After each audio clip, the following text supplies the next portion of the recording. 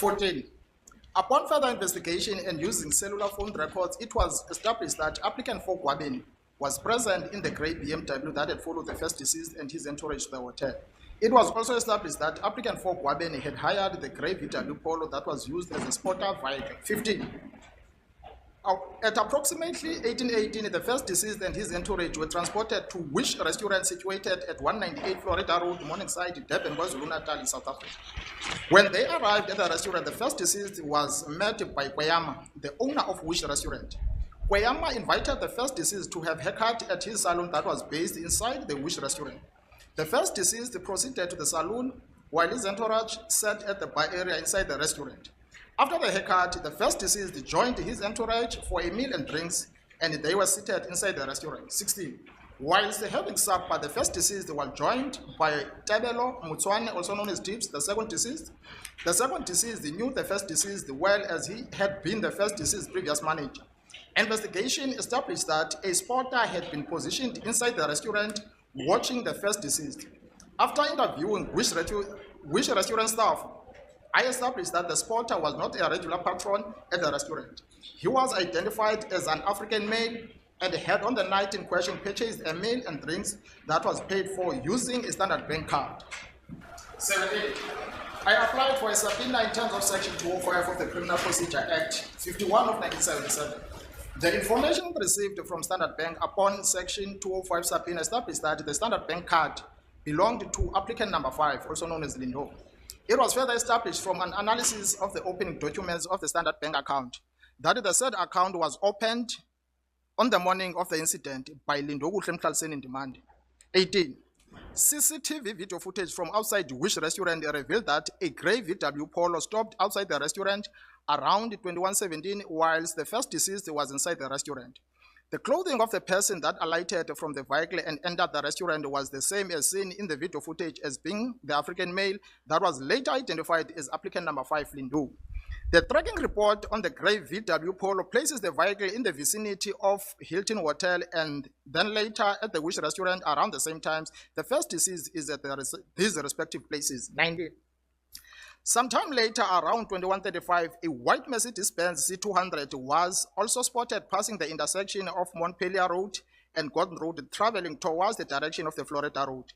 After the Mercedes-Benz passed the restaurant, it came to a stationary position approximately 100 meters from the restaurant. 20. At approximately 2218, the first deceased and his entourage, accompanied by the second deceased, exit the restaurant through a passageway leading onto a pavement on Florida Road. During this time, the two shooters can be seen on the video footage crossing Florida Road towards the Wish restaurant from the direction where the white Mercedes-Benz was parked.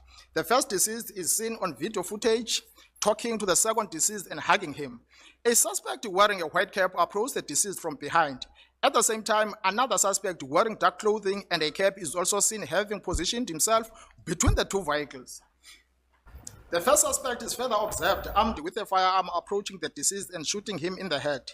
The second suspect maintains his position and simultaneously fires shots in the direction of both deceased. The first deceased falls to the ground and the second deceased runs into the passageway and falls. Both suspects are observed fleeing the scene by crossing over Florida Road towards the direction of the white Mercedes-Benz. The suspects jumped into the Mercedes-Benz and leaves at high speed. Applicant 1, Lindokuhle Thabani Mkhwanazi, herein referred to as Thabani, cellular phone records, places him in the vicinity of the crime scene when both deceased were shot. 22. Investigations were immediately conducted at the scene after the murders of the deceased, and it was established that the two deceased died at the scene. 2 spent 9mm nickel cartridges were found close to the body of the first deceased. 4 spent 9mm cartridge cases were found in the vicinity of where the second suspect had positioned himself. Video footage from the inside and outside the restaurant was secured. Postmortems were conducted on both deceased and the cause of death was consistent with the gunshot wounds. 23. The next morning, after interviewing witnesses, I attempted to trace the direction that the Mercedes-Benz have taken after the incident. My colleagues or team and I obtained the CCTV video footages from various sources to determine the direction and the number plate of the Mercedes-Benz. After viewing the video footage, I established that the left front headlight was not functioning and that the registration of the Mercedes-Benz was ND901841. Investigations were then conducted to determine cellular phones that were active on the path that the Mercedes-Benz embarked on and at the crime scene. It goes without saying that this was one well orchestrated hit, but with a few hiccups that got them caught and now find themselves here, all 5 plus 2 in Eswatini, seated in the dock for the trial, well, the bail hearing at this point for the murder of AKA and Tibz. May their souls rest in peace. Just going over that footage again, it's just devastating just how fast their lives came to an abrupt end. I don't know how AKA's dad can sit through this and listen to all these details of how his son's life was ended by these alleged 5 men, alleged accused 5 men. It's a lot of information, and the state is only at number 24 of their investigation, but already at point 24. I believe the state. I don't know. What are your thoughts? Comment down below what you think so far, because it seems to be so airtight, and I like what the state is doing here. They're taking us step by step by step. Wait a minute. They had a gray VW Polo. They had a gray VW Polo. They had a white Mercedes. The white Mercedes didn't have the left front headlight was not functioning. And therefore, this is how we know this is the car when we found it over there. Like, they are moving in sequence, like they are tying everything in. No way we can say no, but it is not. It is just so step by step by step. I wonder how these 5 accused defense team is going to argue these points, because they are so factual at this point. But let's continue watching on. Make sure to like this video as we follow along. 24. On 6 March 2023, I was informed that a Mercedes-Benz used in the commission of a murder and attempted murder on docket Barrier 53, 03 of year 2023 was recovered near Catocres Informal Settlement. I attended the scene and established that the white Mercedes-Benz C200 had the registration numbers ND 151162. I observed the following on the scene. 24.1. The motor vehicle was covered with Coca-Cola. 24.2. The petrol cap was open and 2 bent mesh sticks were found at the entrance of the tank. 24.3, 2 bent mesh sticks were found on the floor below the tank. 24.4, 2 spent rifle cartridge cases were found at the back seat of the motor vehicle. 24.5, 1 spent rifle cartridge case was found on the front seat of the motor vehicle. 24.6, there were 3 bullet holes on the driver's side window. 24.7, 1 bullet hole on the windscreen on the driver's side. 24.8, Muti or traditional herbs was found in the back seat. 24.9, 1 live 9mm round in nickel casing was found underneath the carpet in the front passenger side. 24.10, the registration plates on the motor vehicles were false. 24.11, the chassis number of the motor vehicle was checked through a notice and established to be that the motor vehicle was robbed on 7th January 2023. A docket was registered at Durban Central, bearing Durban Central cars 32701-2023. 24.12, the left front headlight of the vehicle was not functioning. 25. The evidence collected led me to reasonably conclude that the Mercedes-Benz that was recovered under docket Barrier 53, 03, 2023 is the same vehicle used as a gateway vehicle in the commission of murders of the first and the second deceased outside the Wish restaurant in Florida Road. I base this conclusion on the fact that the 9mm live round in nickel casing that was found in the vehicle is similar to the 2 nickel spent cartridges found close to the first deceased body.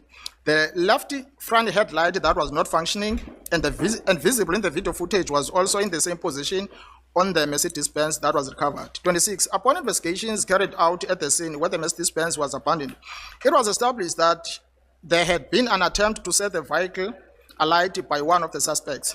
One of the suspects also purchased airtime from a tuck shop situated a few meters away from where the vehicle was abandoned.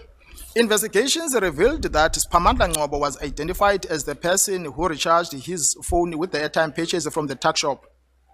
Spamandla Ngobo, also known as Mzansi, was arrested on the 26th March 2023 and charged on the docket Durban Central Cars 32701-2023 for robbery with aggravating circumstances of the Mercedes-Benz.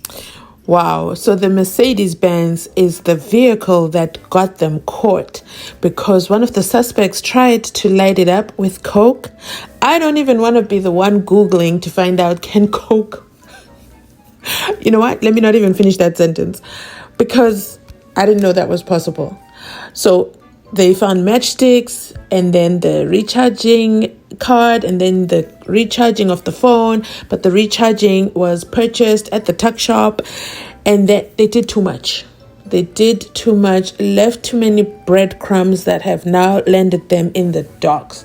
So far, you know what? It's been a lot of information. I don't want to make this video long, so I'm going to pause it here, and then I'll do another video as he continues on, because this goes on and on and on, and I'm going to pick like the most interesting parts. But I think, you know, the getaway car is some information that we need to make sure we're aware of how they tied the Mercedes-Benz, which was part of another murder. Like, these guys were very busy with the murderings and the murderings and the murders. So they are hitmen, allegedly, because it's more than one murder, none connected. This is crazy to me. Oh my God. Mzansi, comment below. Let me know your thoughts in the comment section below. Siphamandla Ngcobo seems to have been, you know, the loose end that got the guys caught. Although they were caught on all the CCTV footage, the Standard Chartered bank account, paying for it. They did a lot of, I would say, immature moves. For example, why did they have their cell phones? Because that's the way they were able to track the route of who was in the car, by tracking which cell phones were active from the time after the shooting of AKA and Tibz. The tracking in the cars. Why didn't they disable the tracking? You know what? I don't want to be giving no hints. I watch too much Law and Order. But wow, this is just so much information to process, and it was just thrown at us all in one day. Thanks for watching, Mzansi. Please remember to like, comment, and subscribe. What are your thoughts so far on the AKA murder? Thanks for watching. Catch you on our next upload.